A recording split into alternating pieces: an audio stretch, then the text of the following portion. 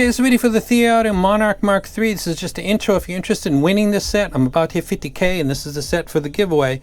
Timing is perfect. Comment below this video. You got to be a subscriber. Like the video if you genuinely like it. That would help with the algorithm. I'll talk about this briefly, give you my first impressions. I did not use the stock cable. I used another one that Linsel sent a while back. Polarity is fine. It's a good cable. Just so you know, the caps on this one are kind of very nice, and I was expecting this, but on the side it says A1035, which is the cap identifier. You're going to have other options than that stock one. And this is just popping. This is really, really gorgeous. I can't get my camera to give a good picture of this because it just jumps out. My camera can't capture it. It looks amazing. I was so pleased when I opened that up. Let's talk about the tuning.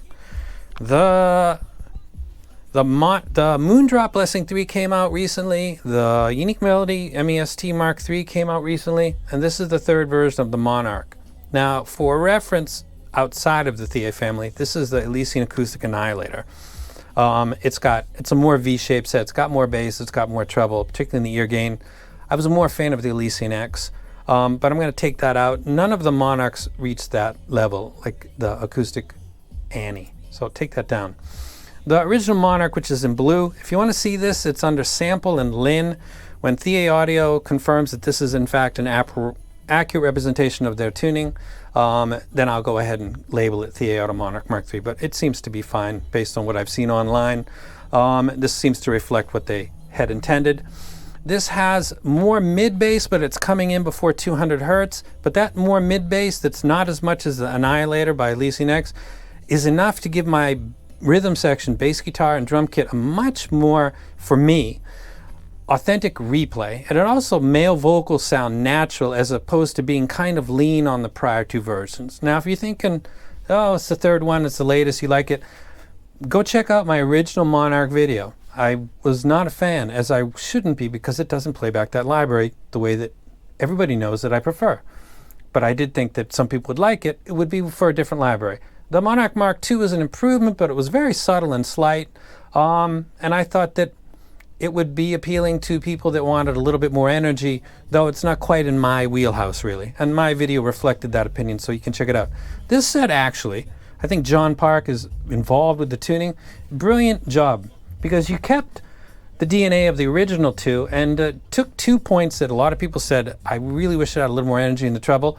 Bingo. And also the mid-bass is something always people have been talking about. You did that, and you did it without completely changing your DNA. Like the Oracle Mark II was really not representative of what the original Oracle was. And that turned people off because they thought, why? It's like they went a completely different direction. This is seems like a natural, gradual maturation of the tuning that was the original Monarch. That's my opinion anyway, and I'll give my opinion using music in the full video, compare it with the other two Monarchs, also the Prestige, maybe a couple other sets if you bring it up. Before I leave you, don't forget to comment below this video. You got to be a subscriber to get a shot at winning this. You would be very lucky to get that. That is the Zeos Belon Jojo. I have no idea what Jojo is. That purple is really nice. That is real nice, and I'll be doing a video for that. I absolutely stomped all over the Renko because it had a driver in it that was, I could hear it, and not in a good way. But we'll move along from that. That's just about audio and the gear. I got nothing, there's no issue with Z. This is better than that, a lot better, and it looks absolutely stunningly gorgeous. That's very, very nice. I'm gonna not do a video for the DZ4. I can't, not gonna do it. But I will say, because I got your attention right now, a passive radiator is something that I think was patented back in the 50s, very, very long time ago. It's a very known, established, it's in home audio, it's in car audio, very, very deeply in for a very long time. The purpose is usually, almost exclusively, in concert with a low frequency driver, because you simply can't get the reaction with mid and high frequencies because there's not enough energy to create the movement of the radiator. So this is something that performs best at 25, 35, 45, 55 hertz is where this action is actually going on. If I took something like this and I made it smaller, and there's a lot of like desktop stuff that have passive radiators, and I put it on the side of that, mid and tweeter, there wouldn't be enough energy created to actually move the radiator. But the sound would come through. Like, imagine a paper cup. If I cut a hole, put a paper cup over it, I'd be able to hear the vocals in the guitar, but it would sound poor. This would be plastic version of that, or some kind of a plastic PET Mylar.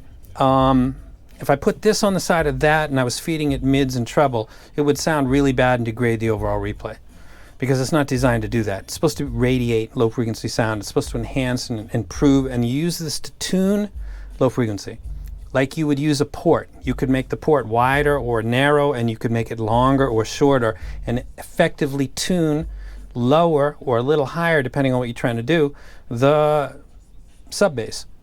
The bass, mostly the sub bass. So this is a known entity. To this date, which is the 15th of July, 2023, there is no IEM out there yet that has nailed down the closed volume, shared master slave, should be double the excursion, X max. That's how it's done for years and years and years, to get the benefit. So you would have to have let's say you got hate ears that actually made the DC4, I'm pretty sure, and you just gave them an additional instruction, said the low frequency driver and the passive radiator are to be enclosed with a shroud. I'd like to put a cap on that, because we don't want any other noise coming in through that and just making noise out of it. We don't want to do that. We strictly only want it to radiate low frequency.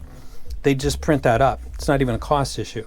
So pay attention, because passive radiators are something that's going to be a thing, and there's going to be companies that nail it. And it's not happened yet, but it's going to happen. When it does, you'll hear the benefits, like people that do car audio. People that watch this video have home systems that have passive radiators, and you understand, this edifier has a tuned port, which is tuning that driver. They could have not used that and used a passive radiator and done essentially the same thing, depending on the size of the radiator. It doesn't have to be 1-to-1, 8-inch to 8-inch. You can do different things. It depends on what the goal is, actually. So there is another thing coming, like planars came, and now 2DDs are coming. Passive radiators are coming, and they will be done in the budget realm and also in the expensive sets, and they'll be done in a way that is effective and efficient, and you will reap the benefits of that. And that's all I got to say about that. ThieAudio Monarch Mark III. Nice job. Nice job. And I'm out.